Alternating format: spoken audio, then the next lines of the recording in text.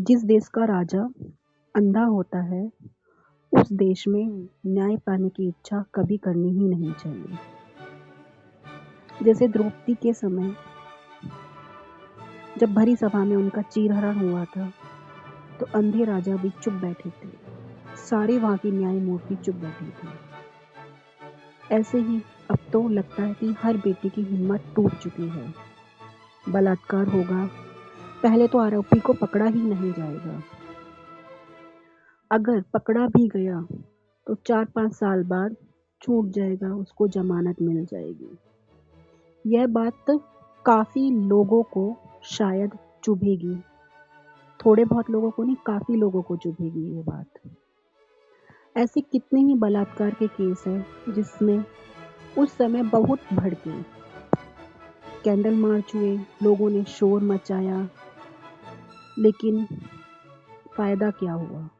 कुछ समय बाद लोग भी भूल गए और राजनीति के दम पर आरोपी भी छूट गए। आप अनगिनत केसों को ले लीजिए, कितने केस हैं जिसमें आरोपी को सजा ही नहीं मिली है। बिगड़ता तो उसका है जिसका बलात्कार होता है, और उसके परिवार वाले जब न्याय मांगने जाते हैं, जो कि अभी अंधा है, बहरा है कानून, उनको न्याय तो मिलता नहीं है। लेकिन लोगों के, समाज के, रिश्तेदारों के नज़रों में उनका जो बलात्कार होता है, उनको जो बातें सुननी होती है, शायद आप और मैं समझ ही नहीं सकते उस बात को। पश्चिमी बंगाल का दुर्गापुर मेडिकल छात्रा का गैंगरेप, बहुत कुछ हुआ उस समय, लेकिन नतीजा क्या निकला? उन्नाव रेप केस क्या हुआ है उसमें? कुलदीप सेंगर को जमानत मिल गई। खगड़िया में 5 साल की बच्ची का बलात्कार।